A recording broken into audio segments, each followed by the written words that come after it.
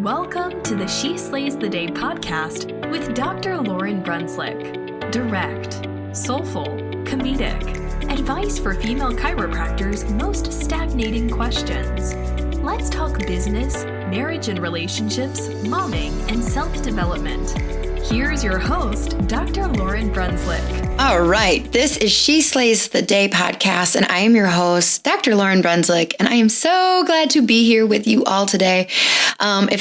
So if you're listening to this on the day that this episode drops, which is Sunday, October 27th, it's a new moon, and that explains a lot of things.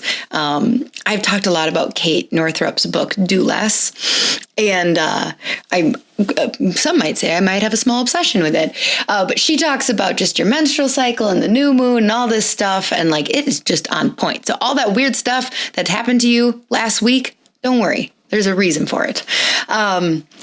But something cool that has come out of this new moon is a really cool thing I started, and I have to tell you about it.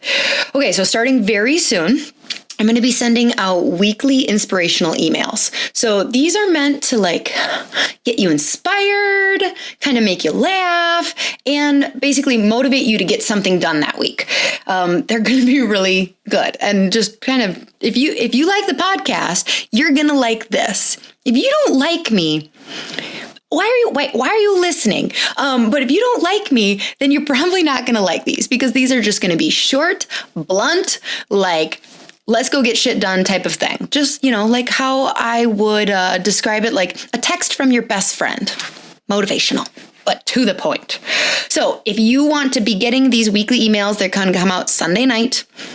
You need to go to sheslayspodcast.com/besties.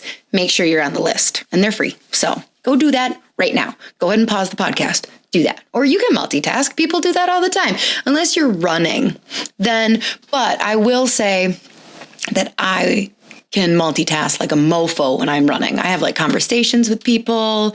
I was looking on Pinterest boards because a couple weeks ago I was running and my friend Laura sent me a text that's I think hats are too basic now. Everybody's wearing a hat. We need to find the next trend. And I'm oh, you're right. Isn't fall fashion week? Didn't that happen just recently? Let's look there. And I'm on Pinterest boards sending her pictures what about this? Maybe this could be our thing. Anyways, yeah, we're 17-year-old girls apparently. So with that, go to sheslaypodcast.com/besties so you can get weird Pinterest board texts when I'm running. So now we're going to read our review, and this one's nice because it starts with phenomenal. This podcast is phenomenal. She says it twice. It's so refreshing to hear from Dr. Lauryn about the real life struggles and successes of women in chiro.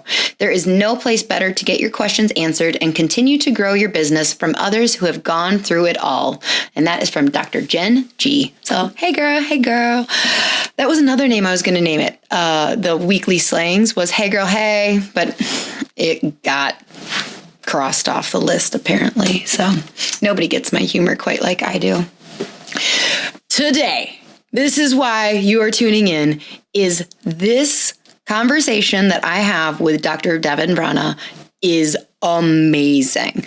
So if you've lived under a rock and you don't know who Devin Vrana is yet, she has 5 kids. And she's married to a really amazing chiropractor. I got to meet him when I was at her event, The Big Idea, in Wichita in September. And she is just a girl on a mission, determined to serve the masses. She is an active student and teacher of chiropractic and is constantly learning and trying to improve herself. You can just tell she is on fire for the chiropractic story and wants to protect and keep its philosophy and science very sacred and protected. She's been on the Kansas Chiropractic Association local and state levels. She's traveled around the nation and spoken to tons of different chiropractic communities and has traveled all over the world just in the state, just to serve the mission of chiropractic. She's received tons of awards, and she's got huge goals for creating unity and higher levels of success and fulfillment for the entire chiropractic profession and the communities that we serve. So she doesn't just want to impact chiropractors. She wants to, the Big Idea, there was a lot of just general public there also. So she is Basically, somebody cue This Girl's on Fire by Alicia Keys, okay? I'm not girl crushing, you are. God. I can't lie, though. I told this to Kirby last night when I was like, I'm really excited about this episode to come out. Because...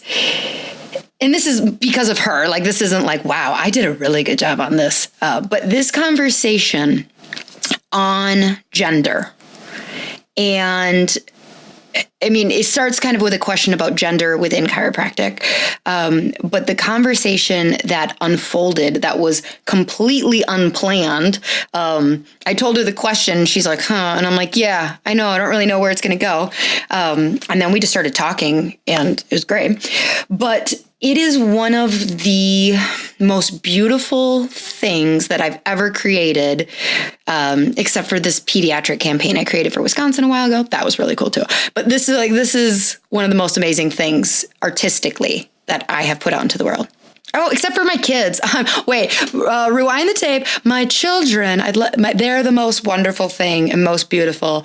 Then comes this conversation. But yeah, we're going to talk feminism, love, peace, grace, basically just healing all things, just tackling it in this next hour. So hold on, buckle up. So before we do that, we are going to pray. Well, God, until She Slays tackles how to solve world hunger, this is the biggest topic that probably needs the least amount of me and my ego and the most amount of you. Thanks for bringing Devin into my life and like meeting her. Like, she was just a great placed person, great time. And I feel really good about us having this conversation and unintentionally kind of like leading and taking charge and helping men and women heal and move forward. Oh, that feels weird. And I don't mean that ego-y. You know that. You're smart, dude. You know what you're doing. That was a joke. We don't know if you're a dude. Oh, now I'm rambling in the middle of a prayer. Basically, I love how you put the pieces together. That's what I'm trying to say. That's the point of this prayer. Cool. Started great. Ending crash and dive. Love you. Bye. Yikes. My daughter last night, we prayed before bed, and she goes, the prayer's over now, people, just in case you were wondering. She goes, I just wish I could pray like adults do. They pray so beautiful. And that's because she's always referencing my husband, Kirby, who does do beautiful prayers. They're very great. I think the same thing about like Denisa Weber when she was on, I don't know what episode it is. But I made her pray because she just, there's just those people who I'm like, wow, how did you practice that? And so I thought if I started practicing praying out loud in front of people, that I would get better. And here we are. Not getting better, but that's okay. He loves me. Okay, so I can't wait for you to hear. I'm going to shut up soon. But first, I have to tell you about something great. All right, you know what time it is. It is time for She Slays Savings. Yep. These are some of my favorite people and products that I have gotten a coupon or a discount for you. So the first one is the Connected and Inspired Media Progressive app. So this is an app for pediatric and prenatal chiropractors who want tools and resources for their patients. So it looks really great and professional for your practice. It looks like you had an app made. It's wonderful. Like, their team works with you on your branding.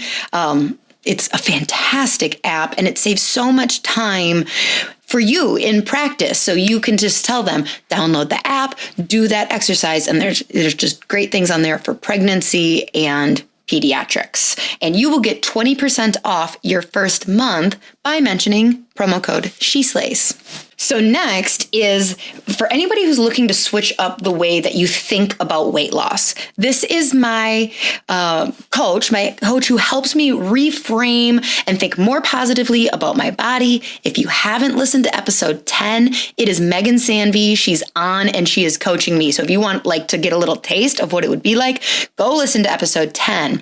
But she's fantastic. She is not going to just give you another quick fix diet. She is in this for the long haul for you to just live a better life, healthier. And also she's gotten me in the gym, lifting weights. It It is very, very cool. And she does it all virtually.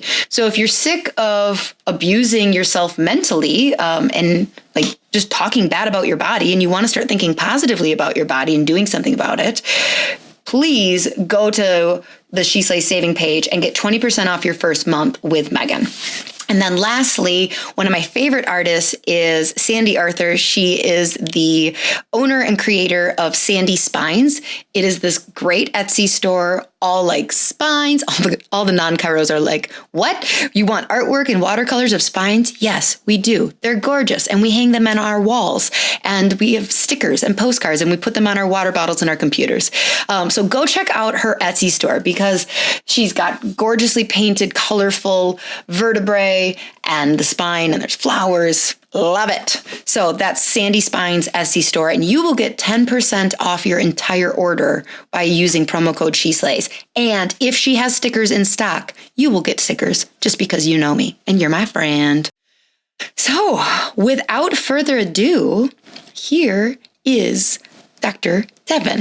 I'm going to record all the feels. Yeah. Oh my gosh. All right. So hold on. Let me grab, I had the question, but then as soon as it's a really simple question that she asks. And it's funny because like it just carries so much heat. I don't know. I just can't wait to like instantly hear all the stuff you have to say on this, because like, so I call myself a feminist.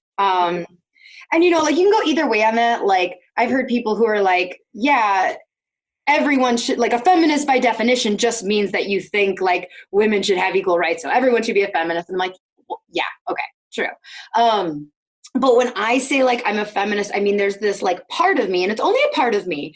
It's usually my like, it's like I don't have very good like brain mouth control.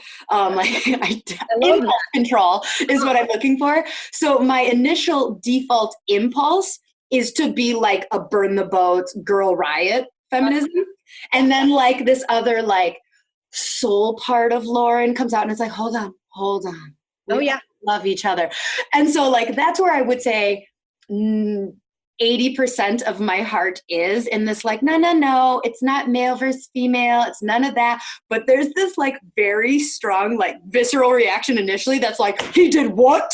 Right. Oh yeah. Girl, let's go. Like, oh yeah, taking the earrings out. And oh yeah. Uh-huh. Yeah. So, okay. So the question is, we get from Dr. Sarah, and it says, Dear Lauryn, I am eager to hear your perspective on navigating the world of chiropractic as a female. It is difficult for me to listen to a 40 to 60-year-old male give me advice when my world is so different from theirs. Please help. And so I got this, and like, you know, initially I'm like, whoa, yeah, girl, we go talking about this. There's so many layers. Oh to man, that question. Oh, there's so many. Not just how do you navigate it as a woman or the man's world thing, but it also, brings up a very interesting like student perspective thing where you know, we should always be able to learn from, you know, anyone, you know. Right. So you know, what I don't have is, and normally I have this information, is whether she's a student or she is trying to make it big amongst chiropractors. Right.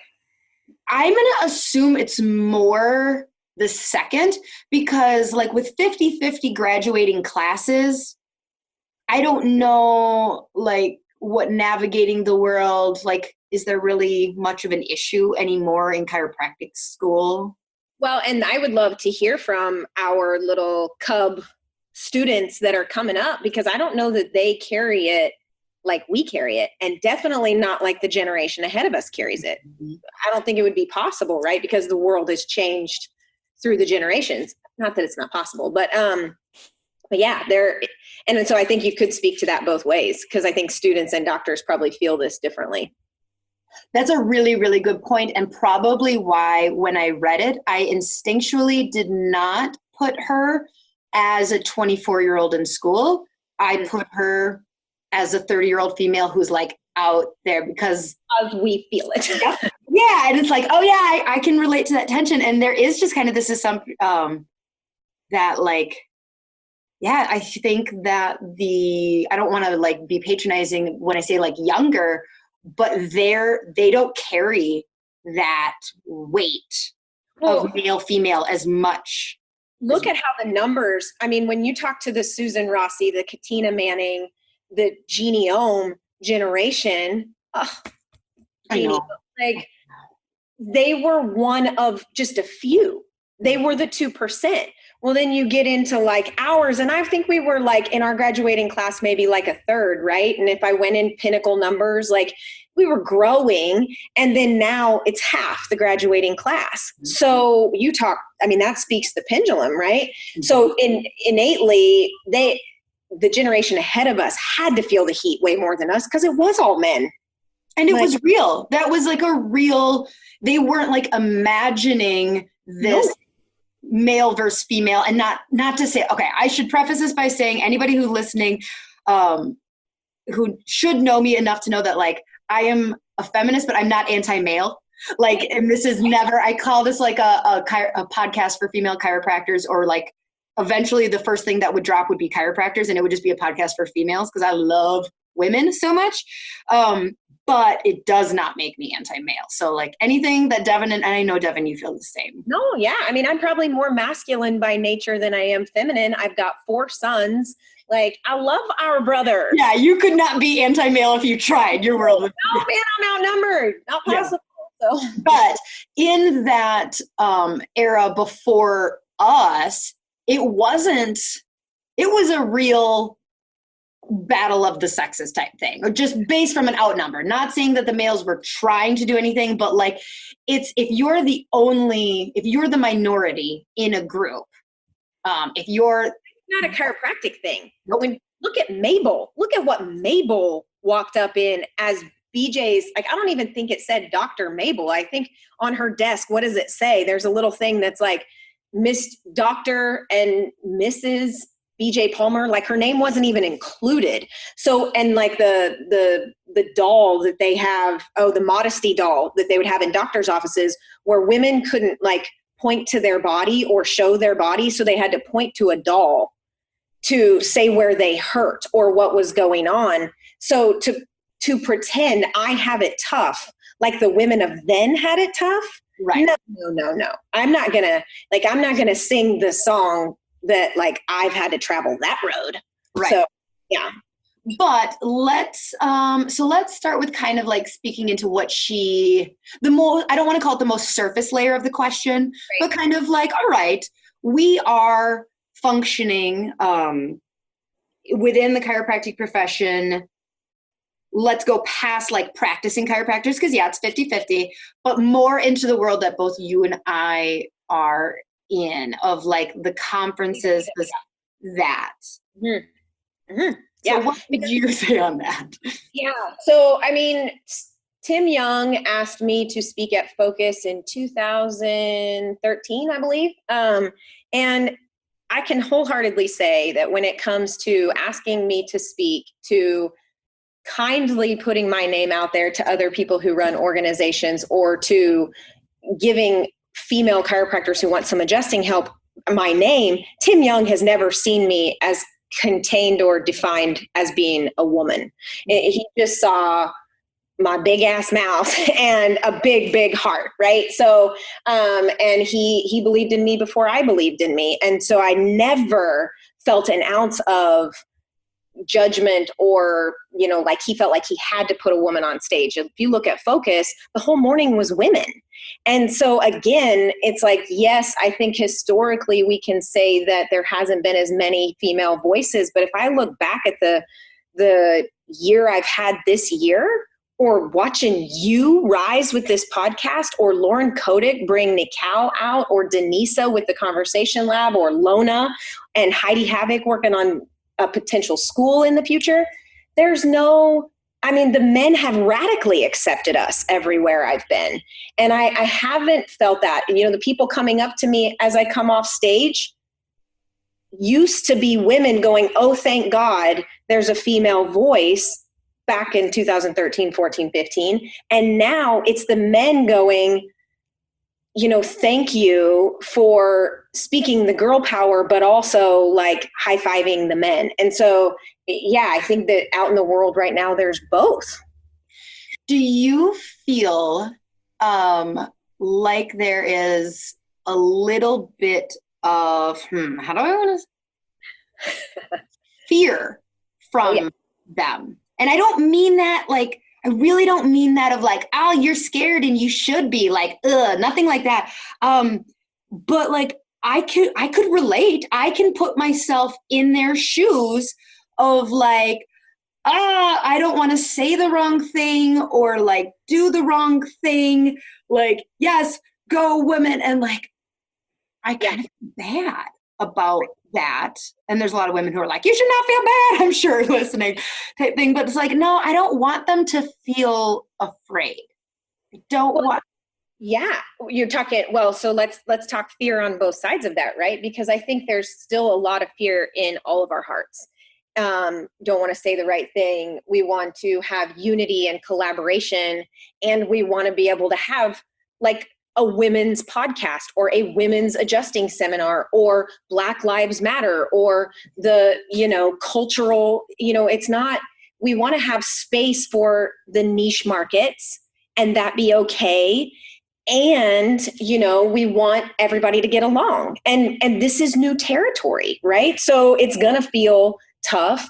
And going into like the political year, where chiropractic's just the microcosm of the macrocosm. It's going on everywhere. The vaccine topic, everything's getting polar, everything. Mm-hmm. And so how I believe we step forward in this is with some grace and patience, where we stay very true to our authentic nature, and we hold space as we all kind of get uncomfortable in the new comfortable. So when you say like step forward with grace and patience on both sides, can you actually like tell me what that looks like for a woman? Yeah. And then I would love to know picture a man who is nervous, very nervous. Like, I don't know, maybe he like has a female associate, and then tell me like what he could do to like demonstrate grace and patience also. So if you could what that typically looks like. We want it now. I'm actually wearing a watch that says now, right? I like here. I want now. If I want it, I want it now. We're a now culture. In a process like this, patience to me as a woman is that people are living out their stories that they've learned. People are living out the culture as it was. People are, I apply one of our beautiful 33 principles, which is healing takes time. And so the healing that women have endured is real. And we are still processing those wounds of, physical, verbal abuse and suppression. That was real. We couldn't vote a few years ago. Like, we didn't make this stuff up. Right. And so there is a healing process. So we need to be patient with ourselves, that it's not all going to happen immediately. And, and so forgiving the past and being patient in the process of what it's going to take. Look at it now, though. 50-50 graduating classes they're women. It's already happening. So I don't want to stay stuck in the story or stuck in the wound. And I don't want to feed the dragon anymore either. It's time to put the defense down. That's the grace element, where it's like inner world, outer world reflects inner world. So put the sword down, girls. We can be girl power without being aggressive about it, I believe. Because I'm a feminist too, but that doesn't mean slay my brothers. So, right? And in order to heal, we must put the sword down, because, it's going to take both sides to heal, obviously. Oh God. And I just hate like the polarizing talk of this. I imagine you do too, of like, but we have to speak so real to where people are of like, okay, in order for us to move forward in society, in the profession, in whatever, as equals, men, women, Black, white, any minority and majority coming together, there has to be trust that like, okay, I'm going to put my sword down. And like you said, like we didn't make this shit up. We carry this chip on our shoulders because we saw our mothers, our grandmothers, like, you know, fighting the thing. And real talk, in chiropractic school, there were times when they used me as a student example and put their hands in places they shouldn't have placed. And yes, I just said that because I know I'm not the only woman, because I go to conferences and I hear from some of them where it's like, we're looked at different, you know, with like the sexual violation that has happened. It's real talk. It has happened. And so I don't want to kick dirt over it either and be like, oh, girls, like, you know, toughen up. It, you know, I also realize that I have this Hulk crazy fighter energy in me. And I also have this very Mother Teresa. I love everyone. And I, the authentic Devin, am in between the two of them, and being totally one way or the other does not serve me. So I navigate this conversation and every conversation with, you know, what's true and what serves the highest and greatest good. So, you know, I don't want to be a fighter anymore. That's exhausting. I don't want to be angry all the time. That doesn't get any of us anywhere. I want to be patient, and I want to be kind, and I want to be loving. And that's the world I want for my daughter. And so, yeah. Both sides have to trust. Both sides have to trust of like, all right, I'm going to put down the armor, but like, are you going to show up as an authentic self, wanting to move forward and heal also? And like, that's on an individual person to person. Yeah. Yeah. And you know, what does that look like for a man? It's so crazy because I immediately think of, I went to Date with Destiny with Tony Robbins, and he talks about this a lot actually, and just how for centuries, you know, it has been a very male dominated world, a masculine, aggressive world, a war driven world. And there is the pendulum swing. But what has happened to some women is we think to step up, we need to be a man. That has created more war. That has created more problems. What needs to happen is we need to step up as ourselves, as women. And when we do that, it's not threatening to men, right? It's not like we're coming to take control. We're not, but they don't know how to recognize the difference because they've grown up in the same masculine, aggressive, war-driven world too. It didn't just happen to us, it happened to them too. So what the world needs now is the feminine, you know, patience and grace and nurture. And I think that we're doing it, man. Just you hosting this podcast is doing it. Yeah. So I love, because I've only looked at, I mean, you just kind of blew my mind a little bit there of like, oh shit. Yeah. The same thing that happened to me happened to men. So as I grew up, you know, I'm an Enneagram type 3. I'm an achiever, like success, people like, I want to achieve. And so in my brain through society, the messaging I got was that success was achievement. A success was domination, loud talking, power poses, you know, and so really my entire 20s, I graduated chiropractic school barely 24. And so from 24 until about 31, that's the version of me that would show up as a coach to other chiropractors, the version of me that would show up in like important, big hashtag or air quotes, people can't see me doing that, you know, like when I'm talking to somebody important and like I want them to recognize that I am bringing something of value, like that version of Lauryn would show up. And then like early 30s, I was like, shit, I don't know that like I want that's all of me. Like you were talking about, who was your other, not Mother Teresa, but The Hulk. Yeah, the Hulk, right? So it's like, that doesn't feel like that's a part of me, or it feels like it's a part of me, but not all of me. And do I really have to show up? And so I started to realize, like, yeah, that is this avatar that I placed around success. Like, that's what that looks like. But the same thing happened to men. Yeah. I didn't even like, oh yeah, duh. They went through the same training and cultural training of like, well, if you're going to be a successful man, you need to wear blue because that's a power color. Up and don't cry. What has don't cry? Dry it up. What has that done to men? What is the overutilization done to men in that way? And what space do we hold as humanity? I mean, that's has created war. I mean, it's just, and so we are just at such a tender time, even as I feel this unfold, and how confused are all of us at, the different, we want to allow for the healing to happen. And again, not wanting to feed the old wounds and feed the old stories. How do we turn the page in all of this? And I think we do that by talking about it. Yeah. And you bring up confused, and it made me think of a conversation that I had with Kirby like 2 nights ago. So I like to follow entertaining people on Instagram, and I was following Cardi B for a long time.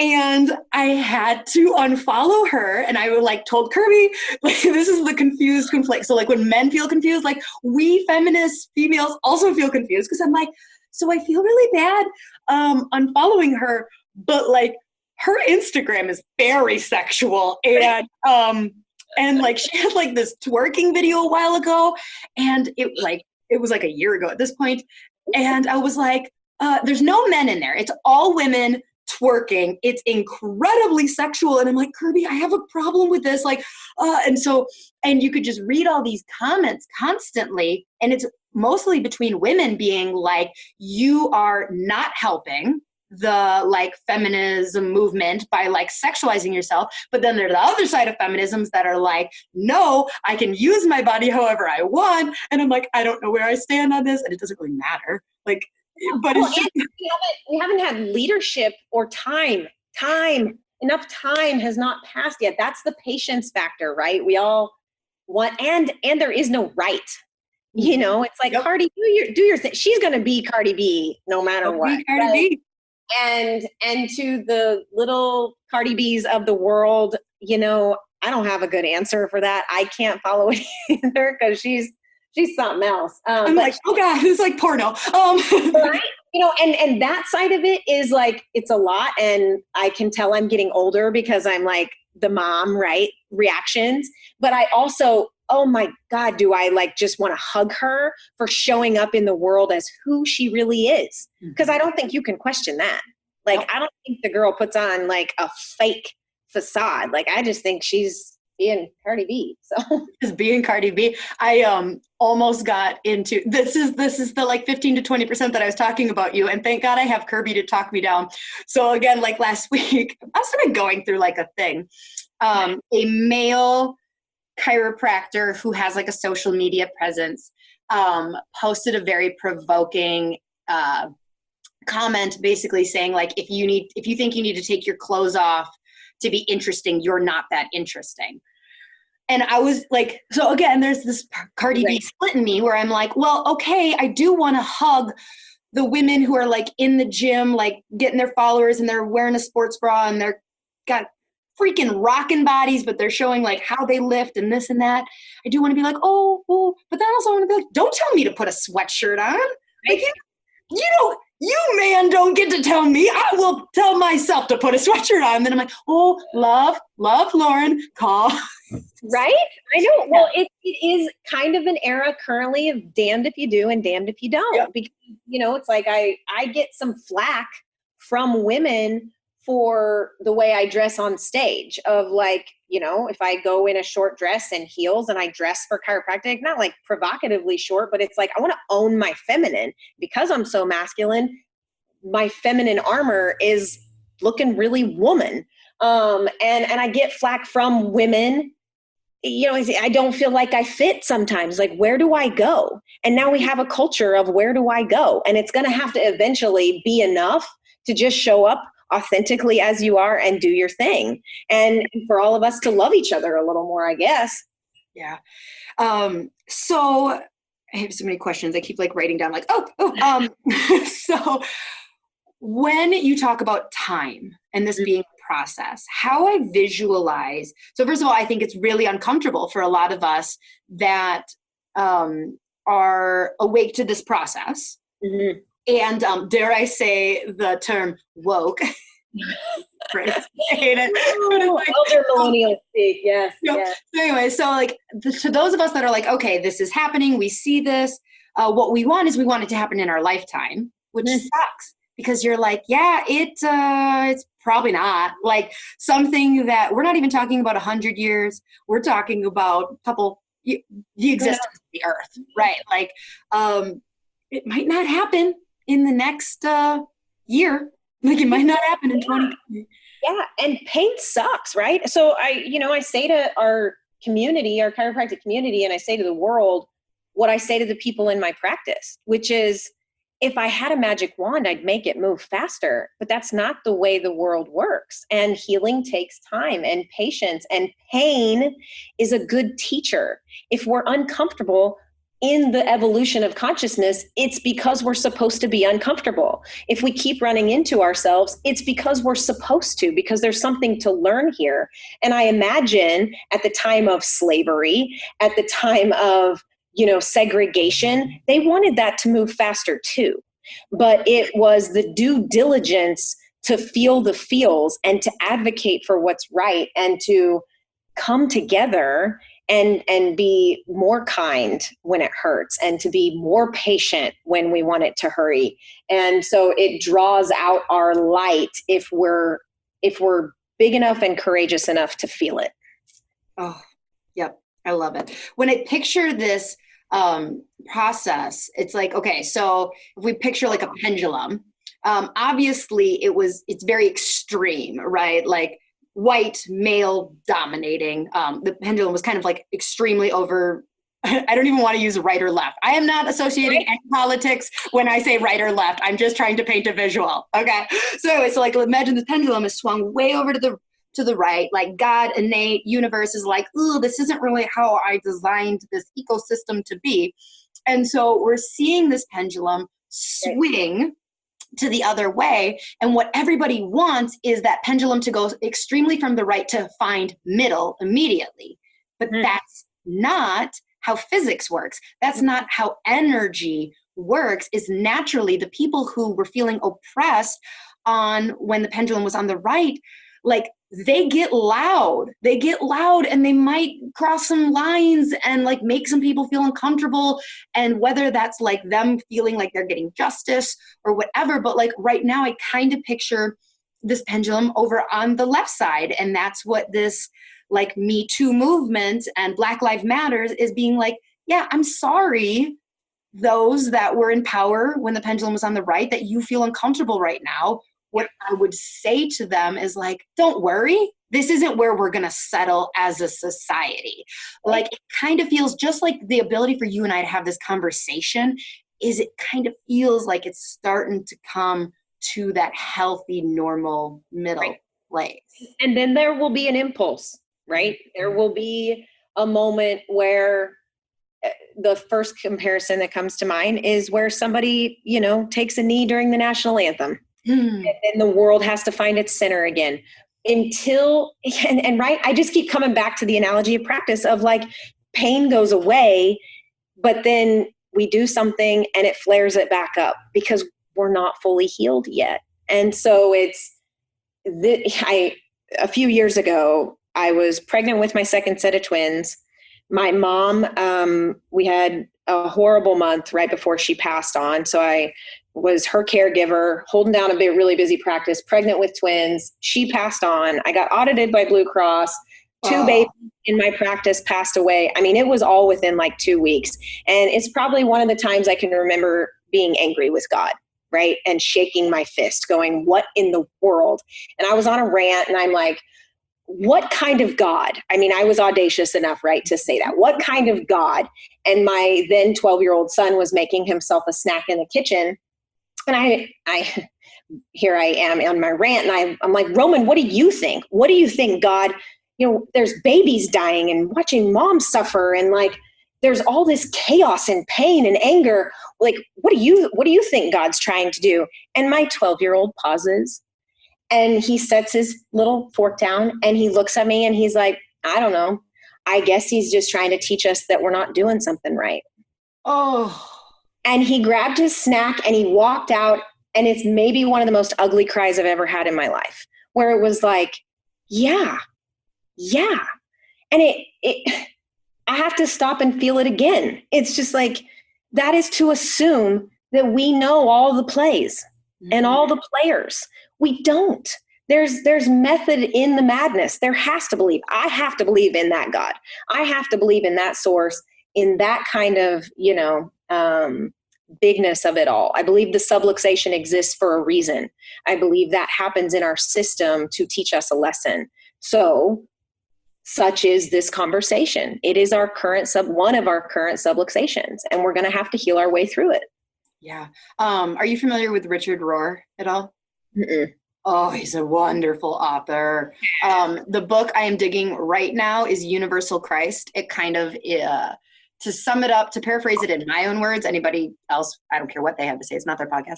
It's kind of like taking the people who call themselves spiritual and like the Catholics and being like, you're both right type of thing. Oh, it's so lovely. Anyways, he has a quote in there that says, you either have to see nothing as a miracle or everything. Like, and I'm just like, oh, and so he's like, if and I think it speaks true to what you were saying of like, you have to see, if you are the type of person that looks at the good of like, the body is healing itself and that is a miracle. And isn't that beautiful? You kind of have to look at the subluxation. I mean, and within chiropractic, I've seen like awesome conversations that happen, subluxation, good or bad. Right. And like, oh, I love it. I love it because it's like, we're evolving, we're growing. Yeah. Mm-hmm. Okay. So you say kind of back to this, like you have to show patience and grace, patience and grace, patience and grace, loads of grace. When I say, what does this look like? There are lots of mistakes, and maybe that's too harsh a word, all right, it's so hard speaking about such a touchy subject. I'm just going to give a very blunt example, and okay, so let's say 40 to 60-year-old man, he's very white type thing, in a powerful role, definitely makes a very female suppression act. He messes up, and he has a good heart and he doesn't mean to. So you, as a female who that like happened to, maybe there was a comment made about like how good your butt looks and that, I don't know, whatever. Right. What is the way that with patience and grace, do you politely call out? Like literally, what are we supposed to do when something like that happens? What would be your suggestion? So I've had this happen. So okay. This is you can navigate. And when I say patience and grace, it may sound like I'm saying it to someone. I'm actually speaking the mantra. Yeah. It's like, no, Devin, patience and grace, patience. It's like, because can be a reactionary person and I'm healing my way through that. And so the old me, the fresh out of school me, the chip on my shoulder me, the I'm going to make it in this man's world, watch out, like I'm going to get even, all that, because I carried all of it and would have, called him out, and it would be a fight. And then I'd call all my girlfriends and be like, let's go. I need you, and then I'd really be like, and I would take him. Yeah, that's what calling them out is like the intention of shaming them. Like, right. So one problem would become 2, would become 30. Mm-hmm. And that's not the way to go. So I don't usually react well to shaming. No one does. So, this happened to me actually earlier this year of sorts. And I stopped and paused and drew attention non-verbally of like, can we just acknowledge what happened? And I put my hand on his shoulder. I won't say forcefully, but I won't say lightly either. Mm-hmm. And I just said, I can't wait to live in a world where that's not okay. I love you, and please don't do that. And so, and it was because did you walk away?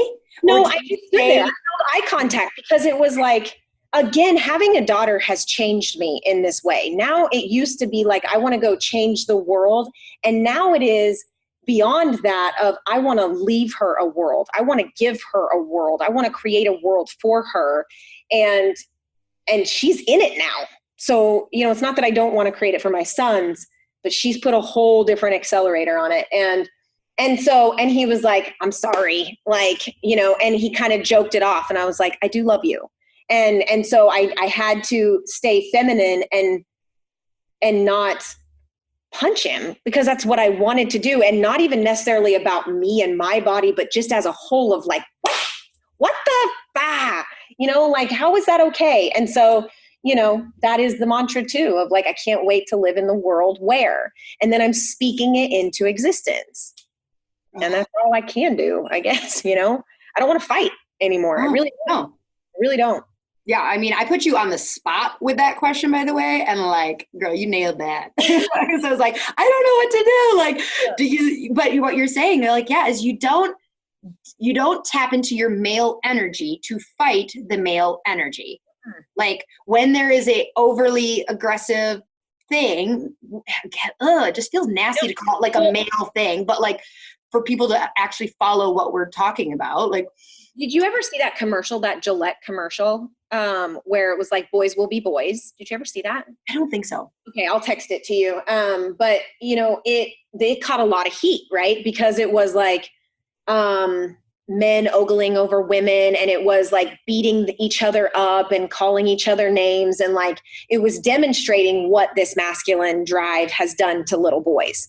And so if that man who did that thing to me, was he consciously doing that, or was he doing what he had learned from his lifetime or from society where it was okay? Maybe he was not maybe, he probably grew up in an era where he watched men and that was okay.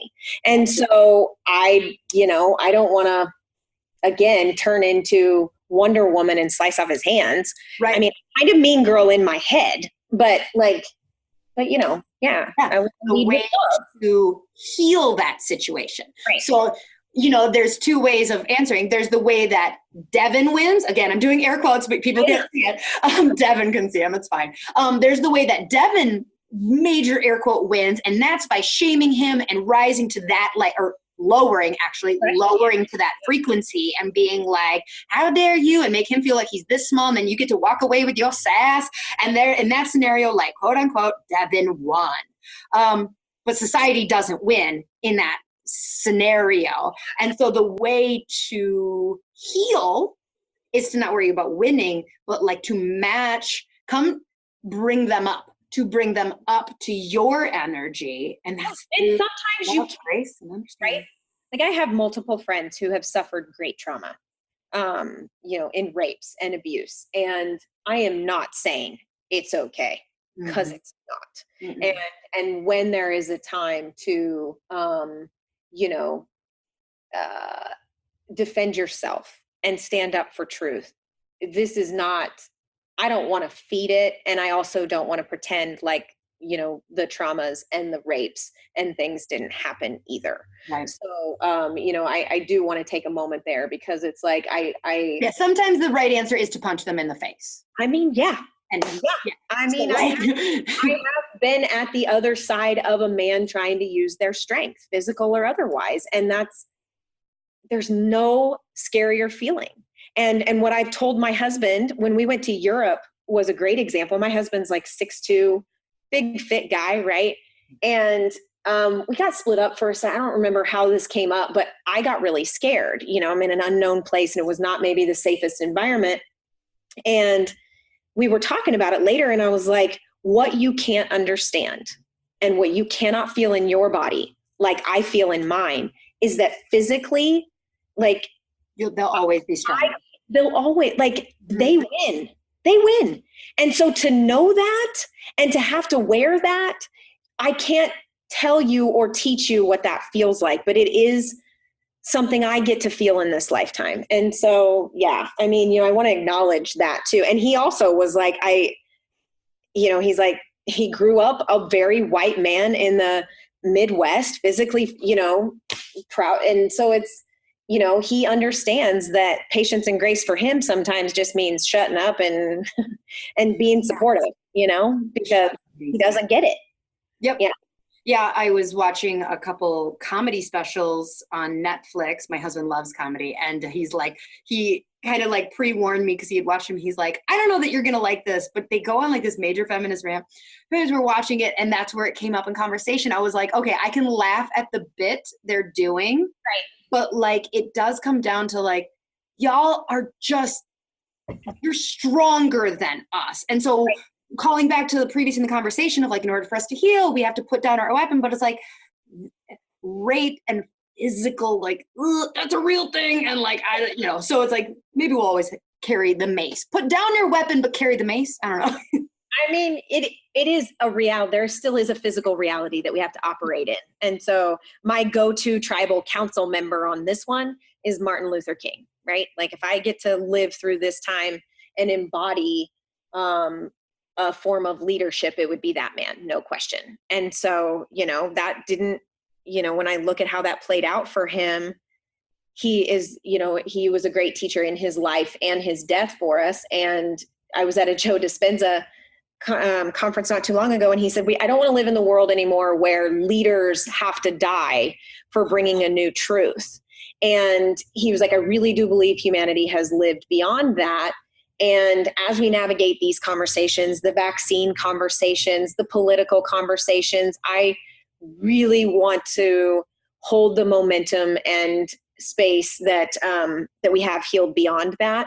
But if I just look at how he spoke and how he showed up and how he navigated that really, really tough space, he's my hero that way. I shift a little bit. You had mentioned in a conversation before we started recording about like the Aquarius age, and I've heard this a couple times. And I am absolutely like, I watch the moon, like full moon, like I am like, yep, I need to recharge my crystals and all that. But I haven't looked into what is the Aquarius age. So you got to look at the age of Aquarius. And I would really highly recommend the Pyramid Codes on Netflix. And particularly there's an episode that talks about the masculine and the feminine. And essentially where we're at in history, we are entering this new era where the pendulum is swinging. And this has been written in history. And Dr. Susan Rossi talks about this on her Facebook page. Every Tuesday night, she does a chicken soup for the chiropractic soul type meeting where she lets people ask her questions. I highly recommend checking it out because that's who I actually first really dove into this conversation with. But again, it's like we've been here before. And at one time, right, the subluxation was that we needed to swing into more masculine. We needed to become this. And then it just overserved. It built up too much and it became destructive. And now we're swinging back out because just like the yin and the yang, the universe will find harmony. It will find balance and it will feel chaotic in the process, but we've been here before. And that's what we forget is that over time, like this isn't the first rodeo for humanity, right? And so definitely I highly recommend looking up The Age of Aquarius to Susan Rossi because it's a pretty deep dive, right? And but it essentially maps out that like, yes, the feminine essence is on a rise so that human evolution can redirect and recorrect. That's what I'm looking for. The overuse of the masculine. Awesome. Okay, so I have one last kind of hard question to put you on the spot. So you've brought up your daughter a couple of times and the fact that this is not going to happen in your lifetime. So when you think about like your legacy that you want to leave for her, what would you say? This is a long process. What do you hope to accomplish in your lifetime to leave for your daughter in this process? So if I sat Miss Magnolia down right now, and even as you were saying some of our words back to me, I think about our mantra at the Big Idea and the BJ Palmer's epigram, the expect miracles. I don't want to, with the limitations of my own mind and past illusions, put a time confine or anything on how long it's going to take us. And so I would just say to Maggie, expect miracles, believe that people are good, believe that love always wins, trust that God and source are always leading you. Men and women are good. Men and women are strong. Men and women are kind. And the more you can lead with your heart and less with whatever bad habits I teach you, or what limitations society or anyone tries to put on you, the more you lead with that heart of yours, Miss Magnolia, the more beautiful this life will be. And yeah, no, I'm gonna. Devin, you absolutely, I'm not trying to like just be a really good podcast host and be like, you're amazing. You are a unique personality that was able to handle such a heavy topic. And like, from my heart to yours, I cannot tell you how much I appreciate it. You being willing, like I could have just been like, let's talk about momming or like branding. Well, and you were my soul's chiropractor today, because it's a real war within me that I don't want to be a part of anymore, so you helped adjust my heart today. So thank you. Well, thank you so much. And anybody listening, make sure you are following Devin Vrana. And the big idea, I just got back from her amazing conference in Wichita. And she claims there's only one more year. But I came up to her. I think I got to speak to you for about 3 minutes. And in that, I was like, hi, I'm Lauryn. I'm so glad to actually meet you in person. I think it's hilarious. You think you're only doing this one more year. Please, can you just take a sec to tell some of the confirmed speakers for next year? Because it blew my mind with like who's going to be. Right. So Dr. Billy DeMoss is coming to Wichita. Dr. Tim Young is coming to Wichita. Dr. Jennifer Floriani is coming to Wichita. Dr. Zeus, he just goes by Zeus to me, because if you have not heard that man speak, oh God, he moves the heart in a big way. And then, I've got 2 other really big ones, but I'm going to hang on to them because it's that time where I'm going to let the suspense build a little bit. And I can't wait. So where can people go if they're like wanting to buy tickets already? So just devinvrana.com. We're getting ready to load up a bunch of new stuff on there for that and kind of pick the venue. It's going to shift a lot next year. And that's in part because the audience this year was over half general public. And they have leaned in big, and there has been so many messages and so many calls out. And that's the thing that I would love to just kind of leave with is, the other song I want to quit singing is that, that people aren't ready for chiropractic. They've been ready. They're dying. They're waiting. They're more ready than we are. And so, and the big idea was holy cow. And they, people are like, I want to go to chiropractic school, or I want to help you plan the event next year, or I'm getting people from Kansas City. We need a corporate sponsor. We need they're so hungry for the truth that we've carried for over a century. It's really time to involve them in the conversation. So. I love it. Well, you heard it, people. Go get your tickets. It's going to be amazing. Kirby and I bought our tickets last there. We're like, well, I guess we're coming to Wichita again. 2020. I'll see you. Yeah. All right, She Slayers. So we love you so much. Oh my God, her heart if you can't feel her love, gives me chills. Until next week, keep on slaying.